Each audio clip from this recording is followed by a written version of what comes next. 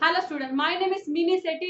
Today I am going to discuss about relative income hypothesis. Relative income hypothesis किसने दिया? Relative income hypothesis है Duesenberry ने. Okay? Relative income hypothesis किसने दिया? Duesenberry ने. Relative income hypothesis में Duesenberry basically दो तरह के इफेक्ट के बारे में बात करते हैं. तो सबसे पहले हम बात करते हैं डेमोन्स्ट्रेशन इफेक्ट. ओके? सबसे पहले हम बात करते हैं डेमोन्स्ट्रेशन इफेक्ट. डेमोन्स्ट्रेशन इफेक्ट क्या कहता है? एक बंदे की कंजम्पशन किस पे डिपेंड करते हैं? Relative income of society. क्या कहता है? Consumption depend on relative income of society. जिस सोसाइटी में वो रह रहा है, ठीक है. एक बंदे की कंजम्पशन क्या है, किस बात पे डिपेंड करते हैं? Relative income of society. उसकी सोसाइटी के दूसरे लोग कितना कमा रहे हैं. वो सोसाइटी के लोग जो आपस में हर दूसरे दिन इंटरेक्ट होते हैं, आपस में बातचीत करते हैं. आज मैंने एसी ले लगवा लिया, मैंने कूलर ले लिया, मैंने फ्रिज ले लिया, मैंने गाड़ी खरीद ली, मैंने अपने बच्चों को बड़े स्कूलों में डाल दिया, ठीक है. आपस में इंटरेक्ट होते हैं, दूसरे से बातचीत करते हैं. तो दूसरा सोचता है मैं क्यों कम रहूं, मैं भी एसी खरीदूंगा, मैं भी गाड़ी लूंगा, मैं भी अपने बच्चों को बड़े स्कूलों में डालूंगा. वो एक दूसरे के स्टैंडर्ड ऑफ लिविंग को कॉपी करते हैं. भले वो इतना नहीं कमा रहे जितना दूसरा कमा रहा है, लेकिन उन्होंने दूसरों के स्टैंडर्ड ऑफ लिविंग को कॉपी करना है. अपने अकॉर्डिंग, दूसरों के अकॉर्डिंग अपना स्टैंडर्ड ऑफ लिविंग बनाना है, दूसरों के अकॉर्डिंग अपना रुतबा बनाना है. क्योंकि वो क्या है, एक ही सोसाइटी में रह रहे हैं. उनको बेसिकली ये होता है कि अगर मैं इनके अकॉर्डिंग ना चला, इनके स्टैंडर्ड ऑफ लिविंग के अकॉर्डिंग ना चला, तो ये मेरे बारे में क्या सोचेंगे, क्या कहेंगे लोग मेरे बारे में. तो वो जिस सोसाइटी में रहता है, उस सोसाइटी के अकॉर्डिंग अपना स्टैंडर्ड ऑफ लिविंग बनाना चाहता है, उस सोसाइटी के अकॉर्डिंग अपना रुतबा बनाना चाहता है. इसी को ड्यूसेनबरी ने क्या बोला है? Demonstration effect. जब एक बंदा क्या करता है, दूसरों के बिहेवियर को कॉपी करता है, दूसरों के स्टैंडर्ड ऑफ लिविंग को कॉपी करता है, भले वो उनके अकॉर्डिंग नहीं कमा रहा, ठीक है. तो इसे क्या बोला ड्यूसेनबरी ने? बोला डेमोन्स्ट्रेशन इफेक्ट. तो इसे हम एक डायग्राम के थ्रू बड़े समझेंगे. ओके, ठीक है. इसे हम एक डायग्राम के थ्रू समझेंगे. यहाँ पे क्या है? कंजम्पशन, और यहाँ पे क्या? इनकम. ओके. अब ड्यूसेनबरी क्या कहते हैं कि जो बेसिक कंजम्पशन फंक्शन है, ये थ्योरी की मेन हेडलाइन है. जो बेसिक कंजम्पशन क्या है, फंक्शन क्या है? लॉन्ग टर्म है और प्रोपोर्शनल है. जो कि एब्सोल्यूट इनकम हाइपोथेसिस में बताया था नॉन प्रोपोर्शनल है. लेकिन ड्यूसेनबरी ने क्या बताया कि बेसिक कंजम्पशन फंक्शन क्या है? लॉन्ग टर्म है और प्रोपोर्शनल है. ओके. जो फ्लक्चुएशन आते हैं वो सिर्फ शॉर्ट टाइम पीरियड में आते हैं, ठीक है. इसी बात को हम डेमोन्स्ट्रेशन इफेक्ट के थ्रू भी समझेंगे. तो सबसे पहले हम नॉन प्रोपोर्शनल कंजम्पशन फंक्शन को ड्रॉ कर लेते हैं, जो हमने एब्सोल्यूट इनकम हाइपोथेसिस में पढ़ा था. ऑटोनोमस कंजम्पशन, और ये मार्जिनल प्रोस्पेरिटी टू कंज्यूम, और वाई क्या है? हमारी डिस्पोजेबल इनकम. ये हमने एब्सोल्यूट इनकम हाइपोथेसिस में पढ़ा था. लेकिन यहाँ हम बात करते हैं डेमोन्स्ट्रेशन इफेक्ट को, जो कि ड्यूसेनबरी ने दिया. अब देखिए ये क्या है? नॉन प्रोपोर्शनल कंजम्पशन फंक्शन है. ओके. अब नॉन प्रोपोर्शनल से हम प्रोपोर्शनल पे कैसे आते हैं, जो कि थ्योरी की मेन हेडलाइन है. जो ड्यूसेनबरी क्या कहते हैं, जो हमारा कंजम्पशन फंक्शन क्या है? लॉन्ग टर्म है और प्रोपोर्शनल है. अब एक सोसाइटी में क्या है? तीन लोग रहते हैं, ए बी सी. ओके. अब एक सोसाइटी में क्या रहते हैं? तीन लोग रहते हैं, ए बी सी, ठीक है. अब क्या है? जो ए है उसकी इनकम क्या है? ओ वाई, और उसकी कंजम्पशन क्या है? ए वाई, ठीक है. और जो बी है उसकी इनकम क्या है? ओ वाई वन, और उसकी कंजम्पशन क्या है? B Y one. और जो सी है उसकी इनकम क्या है? OY2, और उसकी कंजम्पशन क्या है? CY2. ओके. तीन बंदे रहते हैं. ए की income OY, consumption AY. B की इनकम OY1, कंजम्पशन BY1.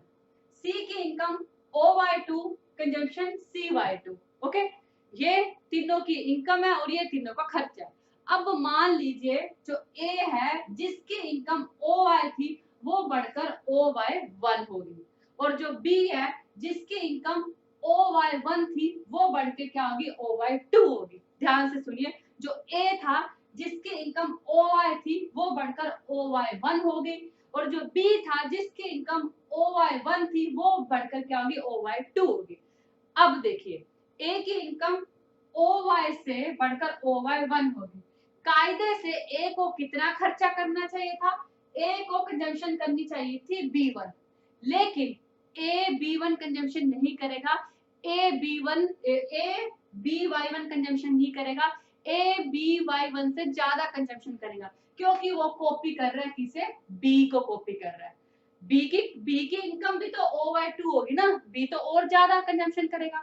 लेकिन क्या करेगा, ए की इनकम, ए अब B के लेवल पे पहुंच चुका है, ए की इनकम AY से AY1 हो चुकी है। कायदे से ए को BY1 कंजम्पशन करनी चाहिए था, लेकिन ए क्या करेगा, BY1 कंजम्पशन नहीं करेगा बल्कि उससे ज्यादा करेगा। ओके, और जो ए की कंजम्पशन है, जो बी की इनकम है, वो OY1 से बढ़कर OY2 होगी।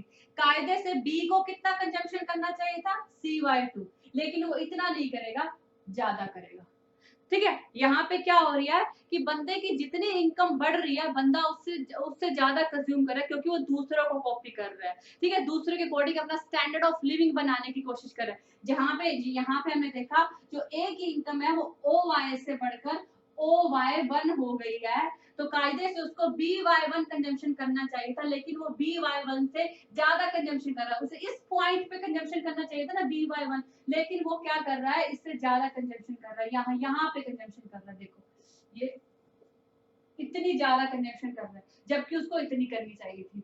और जो ये है बी है, इसकी इनकम OY1 से OY2 होगी, तो कायदे से उसको CY2 कंजम्पशन करनी चाहिए था, लेकिन वो ज्यादा कर रहा है, इतना अमाउंट ज्यादा कर रहा है, C1Y1 ज्यादा कर रहा है। क्यों? क्योंकि वो दूसरे के अकॉर्डिंग अपना स्टैंडर्ड ऑफ लिविंग मेंटेन करना चाह रहा है। भले उसकी इनकम दूसरों के बराबर नहीं है, लेकिन उनके बराबर अपना रुतबा मेंटेन करना चाहता है। ठीक है, अब इन्हीं को ही देखो, अब इसे भी तो कोई कॉपी कर रहा होगा ना, OY1 को। अब इन्हीं को आप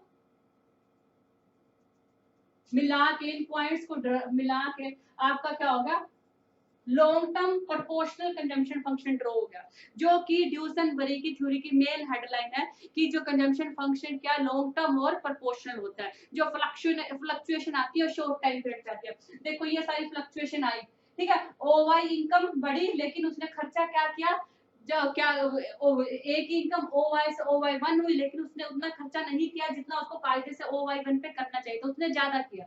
बी ने उतना खर्चा नहीं करा जितना उसको OY2 में करना चाहिए था, उसने उससे ज्यादा किया। ओके, तो ये फ्लक्चुएशन आई, और इन्हीं से ही देखो, अब ए को इतना कंजम्पशन, इतना खर्चा करना चाहिए था, लेकिन उससे इसने ज्यादा किया।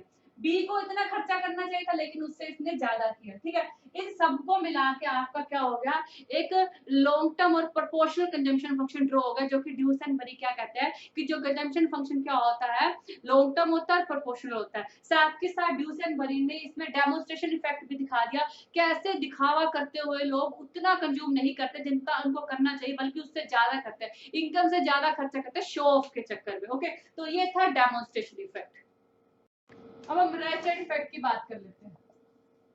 ठीक है, रैचेट इफेक्ट बेसिकली क्या बताता है, रैचेट इफेक्ट ये बताता है कि एक बंदे की कंजम्पशन क्या है, सिर्फ उसकी करंट इनकम पे डिपेंड नहीं करती, बल्कि इस बात पे भी डिपेंड कर रही है कि उसकी पास्ट पीक इनकम क्या थी, उसकी प्रीवियस इनकम क्या थी। ओके, कंजम्पशन क्या सिर्फ उसकी करंट इनकम पे डिपेंड नहीं करती, बल्कि इस बात पे भी डिपेंड करती है कि उसकी पास्ट पीक इनकम क्या थी, उसकी प्रीवियस इनकम क्या थी। जैसे देखो इसमें क्या,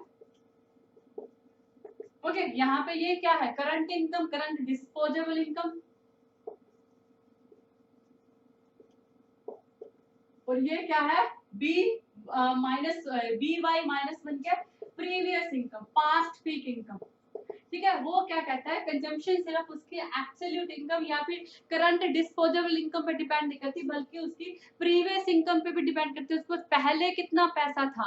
अब एक बंदा क्या है, एक पर्टिकुलर स्टैंडर्ड ऑफ लिविंग के अकॉर्डिंग हैबिचुअल हो जाता है, उसको आदतें पड़ जाती है, बड़े बड़े रेस्टोरेंट में खाना खाना, AC के नीचे सोना, बड़ी बड़ी जगह पे घूमने जाना, अच्छी काम, बड़ी बड़ी जगह पे अपना वेकेशंस बनाना, उसे इस तरह के स्टैंडर्ड ऑफ लिविंग की आदत पड़ जाती है। अगर सडनली मान लो उसकी इनकम कम हो जाए, तो क्या वो अपनी आदतों को एकदम से बदल देगा? हाँ वो बदलेगा, लेकिन उसमें थोड़ा टाइम लगेगा, वो एकदम से अपनी कंजम्पशन को चेंज नहीं कर पाएगा। तो वो इसी के बारे में बात करते हैं रैचेट इफेक्ट में, कि एक बंदे की जो कंजम्पशन है सिर्फ इस बात पे डिपेंड नहीं करती कि वो अभी कितना कमा रहा है, बल्कि इस बात पे भी डिपेंड करती है कि पहले उसके पास कितना पैसा था। अगर उसकी इनकम क्या है, कम हो जाती है, तो वो उस लेवल पे अपनी कंजम्पशन को कम नहीं कर पाएगा, क्योंकि वो एक तरह के स्टैंडर्ड ऑफ लिविंग का हैबिचुअल हो सकता है, उसको एक तरह की आदतें से पड़ जाती है।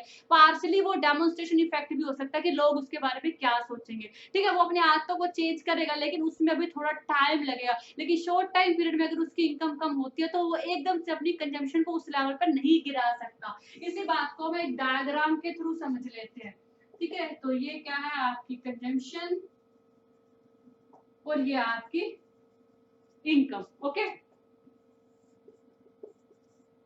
ये आपका लॉन्ग टर्म कंजम्पशन का और ये आपका इनकम का। अब देखो एक बंदा कितना कमा रहा है, एक इनकम क्या OY1 और कंजम्पशन क्या CY, ठीक है। इनकम क्या OY और कंजम्पशन क्या CY। अगर उसकी इनकम कम हो जाती है तो कायदे से उसको क्या किस में आना चाहिए था, इस लेवल पे आना चाहिए था। पहले इनकम क्या OY1, कंजम्पशन क्या ये C1Y1 इतनी है। अब उसकी इनकम कम हो गई है, अब उसकी इनकम क्या हो गया OY हो गया, कायदे से उसकी कंजम्पशन CY होनी चाहिए। लेकिन वो क्या करता है, उसको इस तरह के स्टैंडर्ड ऑफ लिविंग की आदत पड़ चुकी है, वो अपनी कंजम्पशन को एकदम से इतना नहीं गिरा पा रहा, तो वो अपनी कंजम्पशन को इतना कम ना करके बल्कि वो किस पे आ जाता है, इस पे आ जाता है। उसकी कंजम्पशन CY ना होकर बल्कि कितनी हो जाती है C0Y इतनी हो जाती है, समझ रहे हो। कायदे से उसकी कंजम्पशन इतनी होनी चाहिए थी लेकिन उसकी कंजम्पशन क्या हो जाती है, इतनी हो जाती है, ठीक है। ये जो कंजम्पशन कर्व निकल के आया ये क्या शॉर्ट टर्म कंजम्पशन, ठीक है। तो वो क्या कह रहा है, उसकी इनकम कम होगा OY हो गया लेकिन वो अपनी कंजम्पशन को CY इतना नहीं गिरा पाएगा बल्कि ये C0, ये दिख रहा है आपको C0, ठीक है। उसकी कंजम्पशन यहाँ पे अब अच्छे समझ में आ रहा है ना। ये कंजम्पशन उसकी इतनी कम नहीं हो गई, उसकी इनकम क्या है OY1 से OY हो गई, कायदे से उसकी कंजम्पशन इतनी होनी चाहिए, लेकिन वो कहता है वो उस तरह के स्टैंडर्ड ऑफ लिविंग का हैबिचुअल हो जाता है, वो अपनी कंजम्पशन को इतना कम नहीं कर पाता बल्कि उसकी कंजम्पशन कितनी हो जाती है C0 Y0 इतनी हो जाती है, ठीक है। तो इसी को इन्होंने क्या कहा है, रैटेड इफेक्ट कहा है, इरिवर्सिबल कहा है कि उसकी कंजम्पशन वापस इस लेवल पर नहीं आ पाती क्योंकि वो इस तरह के स्टैंडर्ड ऑफ लिविंग का हैबिचुअल हो जाता है, तो उसकी कंजम्पशन किस पे आ जाती है, इस ये C0 इस पे आ जाती है, ओके। आई थिंक आपको रैटेड इफेक्ट समझ में आया होगा, थैंक यू।